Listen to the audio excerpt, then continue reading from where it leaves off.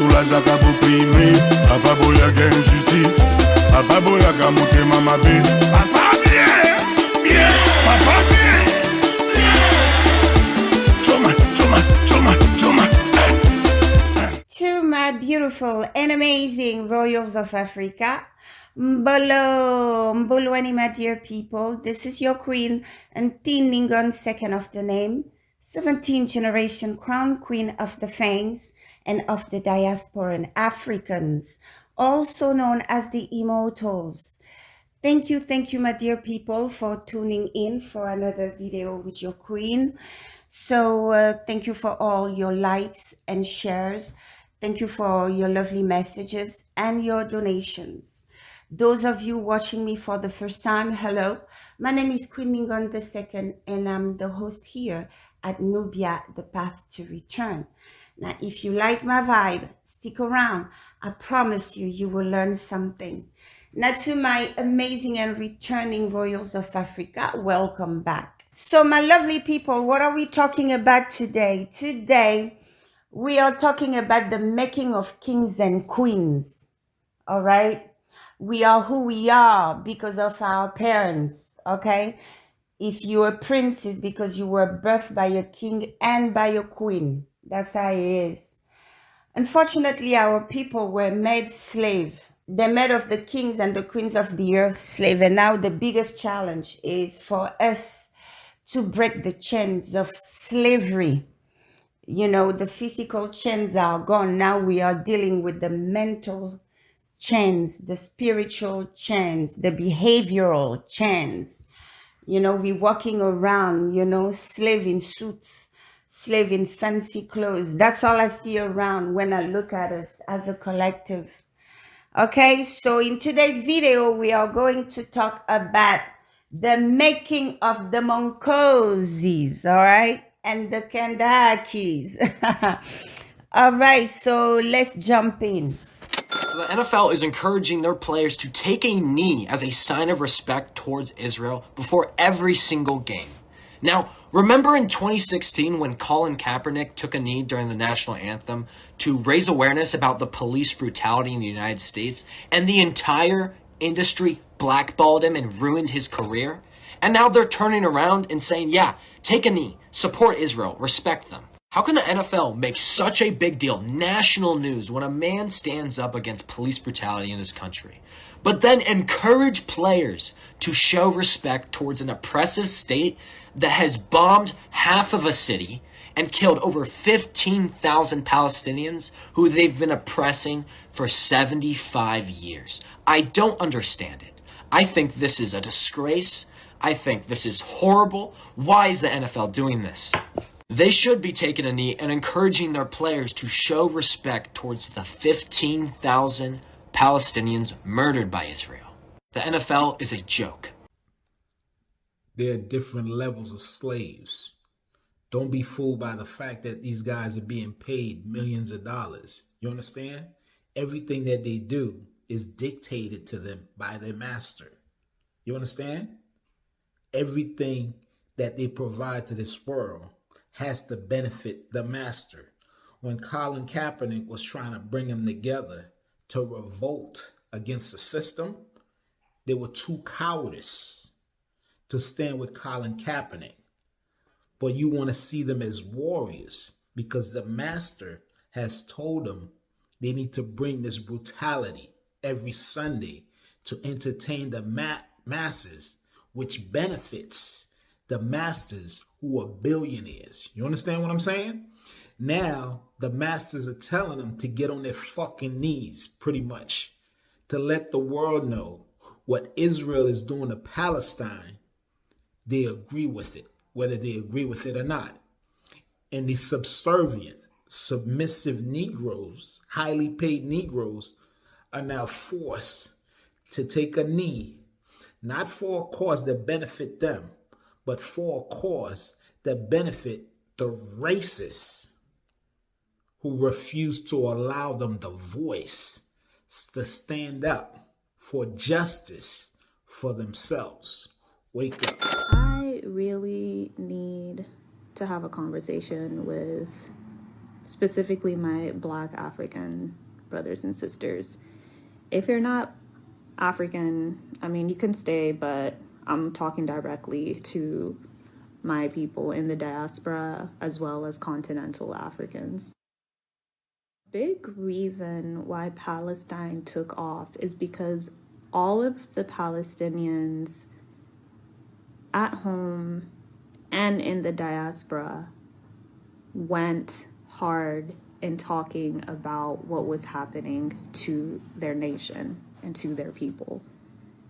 They always talk about it. Every time there's always a problem, and there always has been a problem for 75 years, but this time they really, really took it upon themselves to raise awareness for their own people. They used their privileges of being in the West, on social media, whatever skills that they have, whether it's artistic skills, whether it's speaking skills, whether it's humor, whatever skills that they have, they use it to raise awareness for the oppression that they're going through back home. And that just made me think, how come Africans don't do that? Along with the awareness of what was happening in Palestine, we also got emerging news of what was happening in Congo and what is happening in Sudan. The struggle that we have here in the US as Black people, as well as continental Africans, of being oppressed, being silenced, being extracted, and being used for resources and not getting anything back. And I just cannot help but think, why are the Africans so quiet?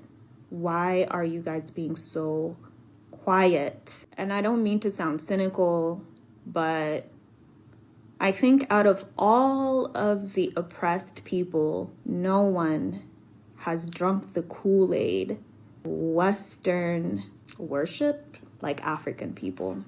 No one is as dedicated to upholding Western ideology like African people. We fight for it. We fight for the West more than we fight for our own people. And it really, really hurts to see. When I look at all of the talent that we as Africans have, the skills, the skills of talking that we have, how witty we are, how charming we are, how intelligent we are. And I'm just thinking of, if all of the influencers band together and started talking about Congo, we would be unstoppable. We really would be unstoppable. But I don't know what it is, but Africans, there's no unity. There's absolutely no unity. And I know this might sound mean, but y'all can shuck and jive online. Y'all can crack all the jokes. Y'all can dance and show off all your moves and all of our rhythm. And we can cook and we can clean and we can show in 1,000 different ways how to install wigs. And we can show off our beauty. But when it really comes down to standing up for our own people, all of a sudden everybody's quiet. All of a sudden nobody wants to get involved. There is this solidarity that the Palestinians have for their own people that I admire and I love. And if we had a fraction of that amongst African people, in the diaspora and continental, we would be unstoppable. But guess what? The white people are just laughing at us. They're just looking at us like a bunch of, I don't want to say any mean words, but I think you can think of a couple words that they look at us. And you know why? Do you know why? Because we don't even stand up for each other. We don't even stand up for ourselves. We just shucking and jiving. Having a good time. We got our little coins from TikTok, from Instagram, from our little jobs that we went to study for. We got our little cute houses in the US and in the UK. So why the fuck would we talk about Congo for, right? Isn't that how y'all think? I think that it's one thing to assimilate to Western ideology superficially, right? Try to dress like them, try to live like them.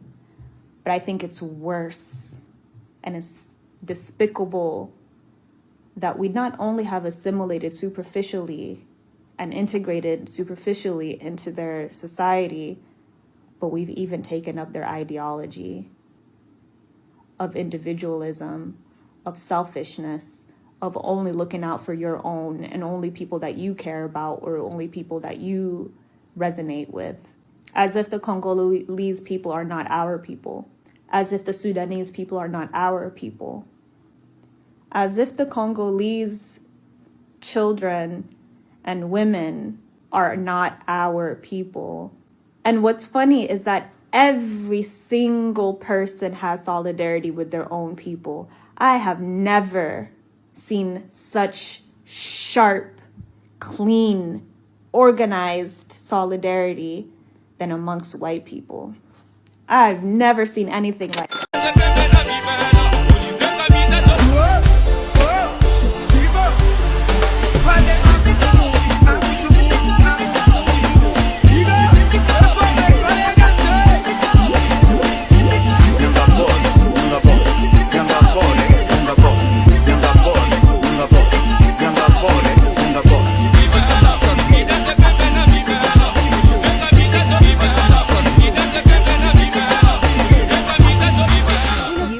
Video, I told you guys that as a collective of Africans and all their descendants worldwide, we are operating under two major curses, which are our two major downfalls. The first one is the curse of division. Okay, we just can't seem to see eye to eye. We always found the reason to tear us apart. In Africa, they use the tribalism. In the diaspora, they use the newfound nationalities or identities they have given to them and they have willingly accepted and endorsed. They fight over those identities. Here in the US is the East Side, the West Side, the East Coast, the North, the whatever, the neighborhoods. They found reason to beef on each other. Oh, you're not from my hood. Is to tell you we are operating under that curse still, the curse of division. Number two curse that is the major hurdle to our liberation as a people is the curse of treason. There's no more treacherous people than Black people. The Africans and their descendants worldwide, so treacherous to the point that it makes people not even want to deal with us. And you can't blame people for not wanting to deal with us. I mean, not only we were broken into slavery. I mean, when you think about that, the enemy put enough fear in us that we have access to his vital organs and we don't dare strike. This is how bad they have broken us. You know, someone holds a cook as slave. You are his slave. You handle his food and he whips you, he rapes your woman or daughters and stuff like that. And you still cook that delicious meal for him and he still wakes up every morning. That's a lot of fear to put in a group of people, to reduce them to that. So please don't take lightly the level of healing that we have to embark on in order for us to be fully restored. You know, the enemy put enough fear in us to feel, to act the way he wants us to act. The enemy passed laws that we have to hate each other. We can't express love and care to each other publicly. Those of us who live in America, that's all you see. It's like we are still, you know, operating under all these curses, division and treason. It takes a Black man, you know, to take another Black man out. Who gives them our alliance? We do. The curse of treason has been eating us up alive. I mean, I don't need to get into details. You see Kenya openly, selling out to America, to the West. You see Nigeria, the president of Nigeria, siding with British and France to go and, destabilize what the kings of Sahel have established, a new era of freedom. You see them, you see people like that. You see Rwanda getting weapons from the West, to murder Congolese and take their resources. I told you, the Fan Kingdom, the Mienes, who were neighbors, told the Portuguese, yeah, come and set camp on our land while you bring them down and just give us a little piece of their land. These are the kind of acts we take against each other. In the diaspora, what happened? The Black Panthers, all of them rotted out by their own. Our prestigious son, Malcolm X, life taken from the hand of another Black person. Now, our people were between crossfire, bullets still being shot at them for just walking down the street, dogs being unleashed on them, hot water being poured on them. All forms of adversities and humiliation was going on around them at this time when they took down our lions, Malcolm X. Is to show you these things are not simple things. These are curses, my people. Curses, and it continues. You would see in the case of Benin and Senegal in the West, what do? They take bribes from France to go and hinder Niger, Mali, and Burkina Faso. So you see the puppet trying to destabilize the kings. So in today's video, we are going to talk about the making of kings. Okay, what makes you a king? What makes you a queen? Okay, my people, because I'm tired of dealing with slaves in suits, in fancy shoes, in fancy cars, in palaces, but slaves. We are going back to the divinity. We are going back to the royalty we come from, the royal priesthood we come from. Or if you choose to be a slave and acting like a slave, and don't feel bad that brothers and sisters around the world don't want to deal with you at all. Don't feel bad that nobody wants to invite you on their land. Don't feel bad that nobody feels safe around you. Life is choices, okay? What makes you a king and what makes you a queen? A king and a queen are fathers and mothers, the people in position of authority. It's not just authority to boss people around. No, the authority of having the welfare, the well-being of many resting upon one shoulder. Okay, you are not a king if you're not taking care of anybody. You're just sitting around, floating around. You're not a queen if you're not taking care of anybody. You're not ensuring peace among your children or among your employees. You're not ensuring prosperity among your children or the people around you, your community. You're not doing anything that serves in some capacity to someone, to something. You are not a queen. You're just a woman. Okay, let's not forget, because we born male, we're going to bust our chest and walk around and think we're king. But our actions behind it don't back it up. We do the worst to other ones of us. No, we're not king. You're a king when you build other men around you up. You're a king when you come to a sister without thinking that she has to give it up. You are king when you help others keep their honor, their dignity intact. You are king or queen when a clothes is about to fall off from your brother or from your sister. You're the one who catch it and cover her up or cover him up instead of exposing his nudity. These are king behaviors. These are queen behavior. When you build people up, you don't go around breaking people off, using people, going behind their back. They introduce you to someone today, but in your mind, no. You're going to see, because in your mind, you have declared war. to that person. You, in your mind, you're competing with them. They're not even aware you're competing with them, but that's what you're doing. If they dare introduce you to their family, you're going to go and show to her parents that you could be a better daughter, a best behaved daughter. You introduce her to your husband, she going to try to show you out that she got better manners than you. You introduce her to a friend or something, they go behind your back and dirty up your name and run with. These are peasants. These are slaves. These are slave behaviors. Okay? A king, a queen is a person who brings peace. When they walk into a room, people are gossiping. They say, hey, we're not doing that.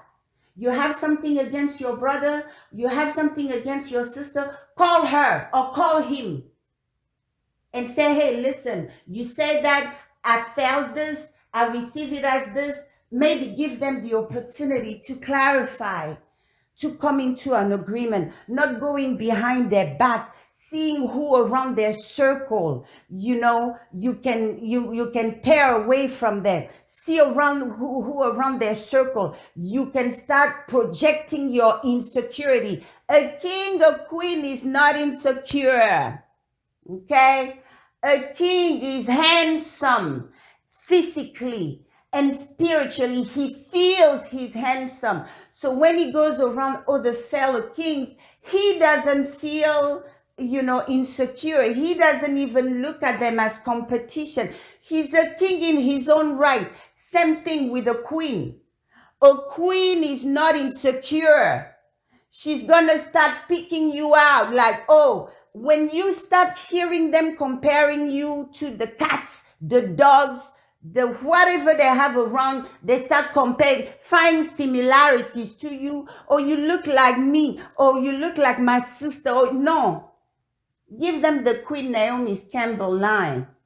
You will never be at my level. Don't compare yourself to me. You will never be at my level. Queen Campbell told one of these idiots. So these are the red flags. A queen, when she walks in, whether she's barefooted or on high heels or she's herself, she brings in a room a unique energy that is not there. And that energy can just float and go in harmony with the energy of the other queens without clash. During slavery, they were putting us on a stage and they had us compete, and they would always pick one that will be rewarded. So they will pick one to use him as a thing to make the other ones jealous. These are the mentality of slavery, coming into a stage and thinking that there's only one chair. These are the mentality of slavery to make us believe that there's not enough resources to go back. These are the mentality of slavery to sabotage one another. Our people complain, oh, the celebrities, they work with white people. You force them to. When you start a company, these Black Americans, you let them in your company. If they found the white people respecting you, if they found the Asians respecting, they're going to lead the parade against you. They're going to tell them, no, let me show you how to take this nigga down. They're going to start disrespecting you. They're going to tear down what you build. Yes. So we are still slaves. And as long as we look at ourselves as the slave we still are and take the action, the steps to correct our ways, to heal from our past, to renounce to these curses, to be the generational curse breaker. You make a conscientious effort. If my fathers were backstabbers, I grew up in a house where my mother was talking about her best friends as dogs, where my father was talking about his best friends as dogs. Okay, I come from a family of backstabbers, traitors. Do I want to be like them? No, because we already know when a family is under the curse of treason, treachery, what do? They always mistake their enemies for friends. They will always attract people who will mess them up. You know, during colonization and slavery, they told us that you have to be individualistic. You have to think about yourself and yourself alone, blah, blah, blah, because there's only supply for one. So we got in that mentality of, the survival of the fittest. But kings and queens don't act like that because they are well aware that there's more than enough supply to go by. So when you're a king or a queen, you bring solution into people's life. Okay? You take care of people. Number one, you take care. When you're a king or a queen, number one, it means that on your shoulder rests some responsibility. A king or a queen, you cannot just be idle sitting there, call yourself a king. No, you must have some children under your care. You must have a wife under your care, a household, something, a company. You must, be creative enough to start a business that's going to put food on people's table. These business owners are our kings in our community. When you go into the company with the mindset of going to deride them and go to sue them, like this guy is still trying to do to me, some scum. I gave an opportunity and a kata guy. It's like he banked, he can get a stimulus check. His thing is to sue. That's what slaves do. Because the masters were telling, if you see one of you trying to start a revolt to set you guys free, come and tell me. Go and destroy. So as long as we act like slaves, we're gonna be treated by slaves. A king, a queen has a bunch of people under their belt they're taking care of, not whipping, not manipulating, not harnessing energies to do whatever people are doing these days. A king is a father. A queen is a mother. Around him, around her, people feel safe, okay? People feel safe. People feel they can trust, they can lay their head, they can sleep with both eyes shut. That's a king, that's a queen. They nurture, they heal, they elevate, and they protect.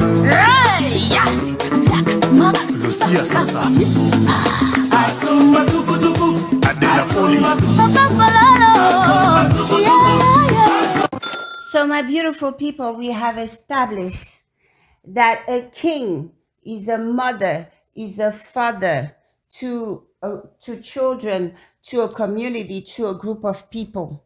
Okay? Anybody who makes your life better because they're involved in your life, either they're providing employment, either, they're providing guidance, they're providing some kind of support and stuff like that. Yeah, a king builds other people up. A king is healing to come in contact with him. You're safe around them. That's a king, not someone who's ready to criticize, ready to punish, ready to condemn. No. A king and a queen, they elevate, they nurture around them. When they come, they bring abundance. All right? A king is in your life when things just start brightening up. If it's a job you were trying to get, boom. Now, every application you send, turns into a request for interview. Stuff, a king has arrived in your life or a queen has arrived in your life. Life just becomes a little easier because they bring that purity. What makes them king is the quality of their heart, the purity, the degree of purity. Usually kings and queens, they're extremely good looking. All right? They look very innocent. These are God's ambassadors, okay? They look very innocent. They have that childlike innocence because they are Zambe's bait. Yes. So don't go around them with foolishness.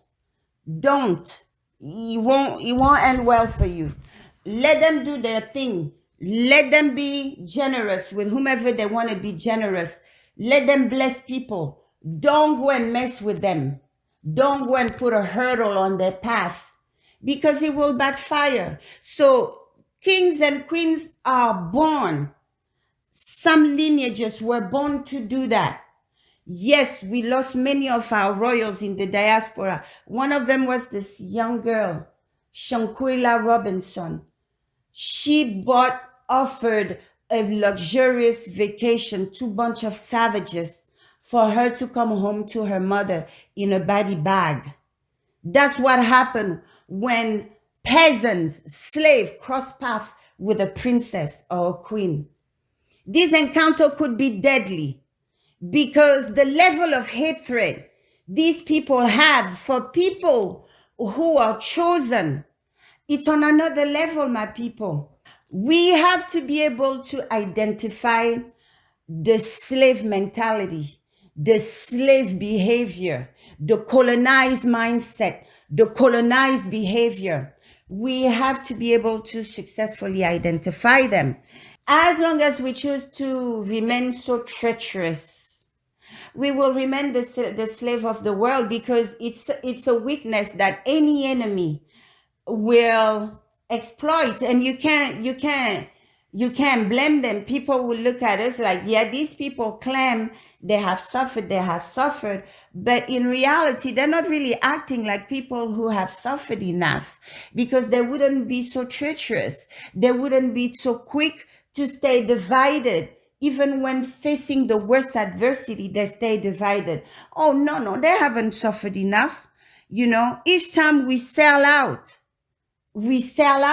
we go into profession that we know are hostile to our kind, instead of going there and be a strong presence, like what you used to do. Don't even think you're going to do that around me, to my people. No, we hold their feet while they execute them. We betray, all the time.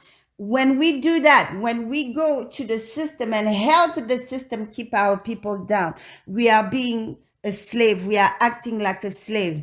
Each time we fail to think as a collective. They tell us in Africa that mothers, fathers, kings, and queens, they love, sacrificially.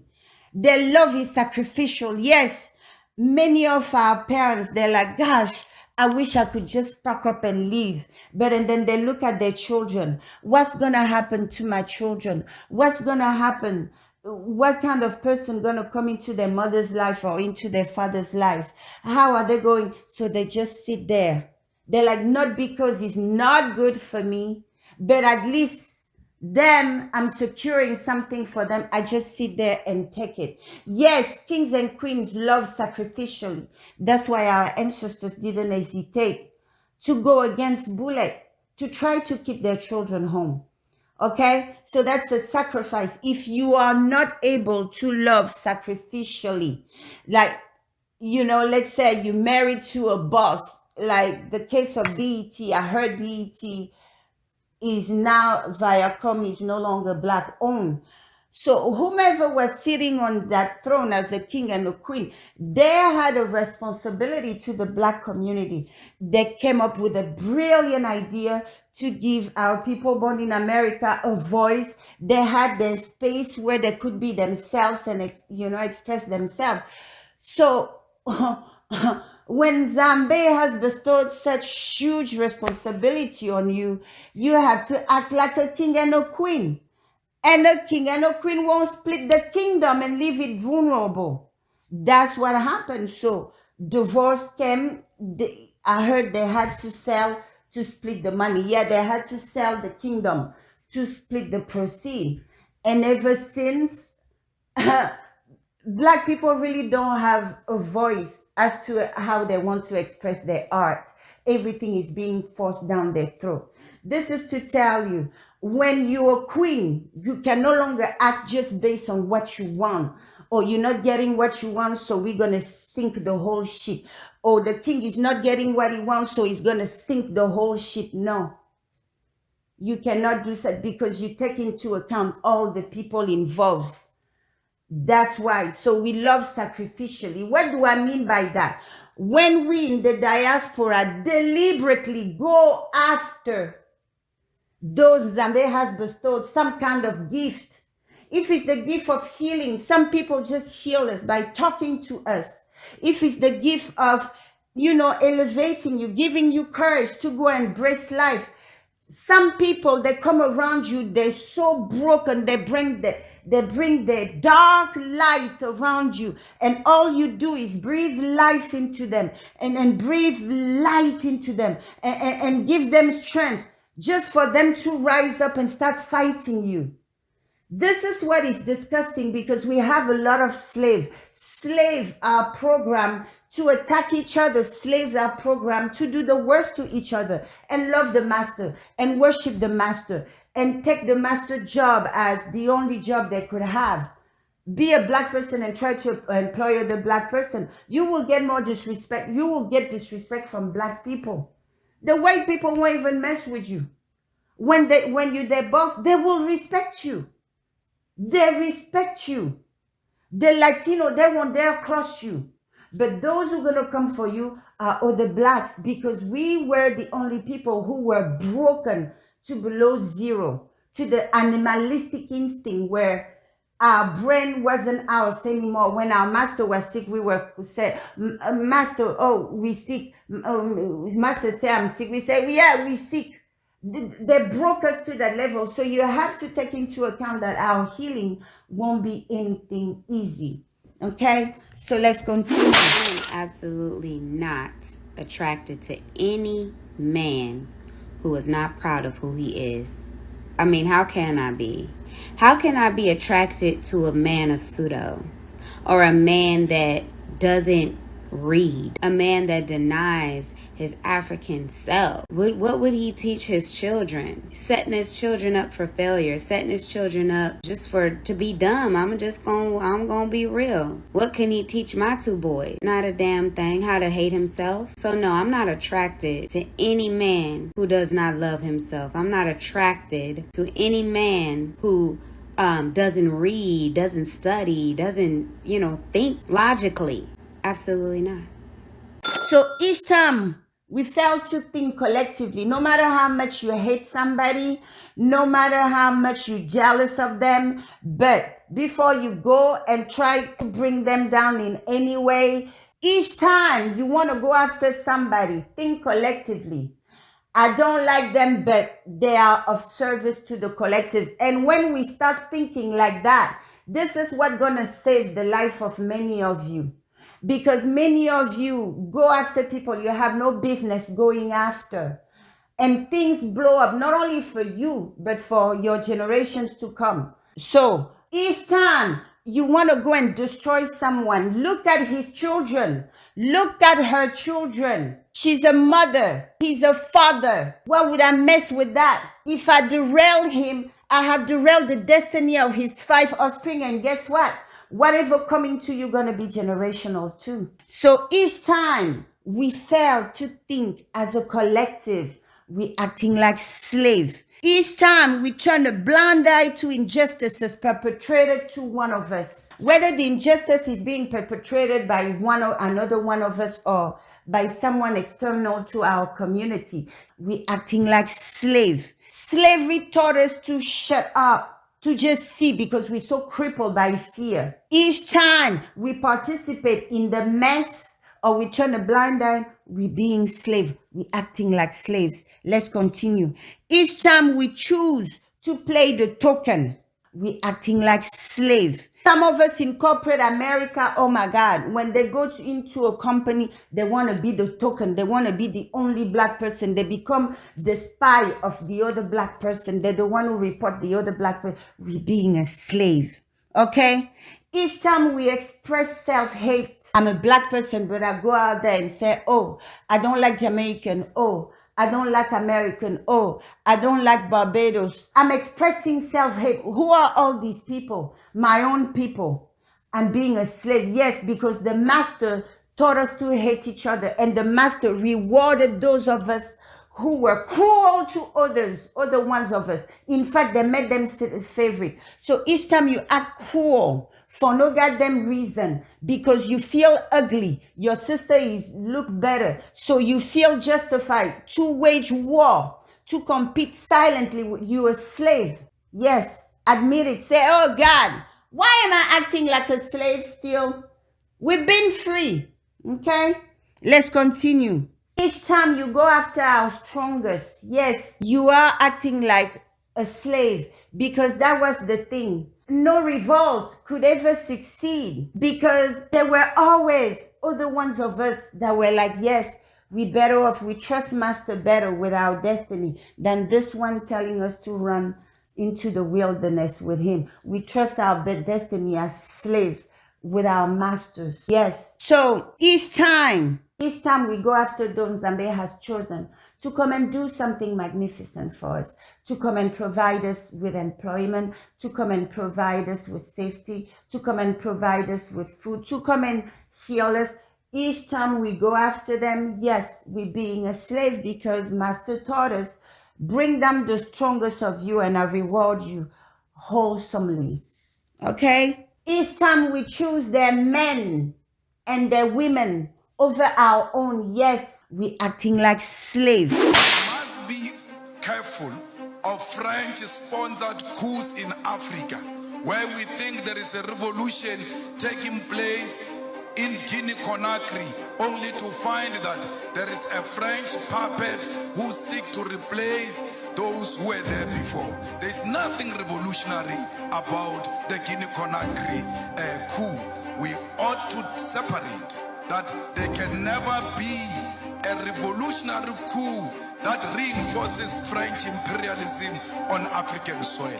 Anyone who comes into political office under the pretense that they are fighting a French puppet, while knowing they are the French puppet themselves, must be isolated by progressive Pan-Africanists.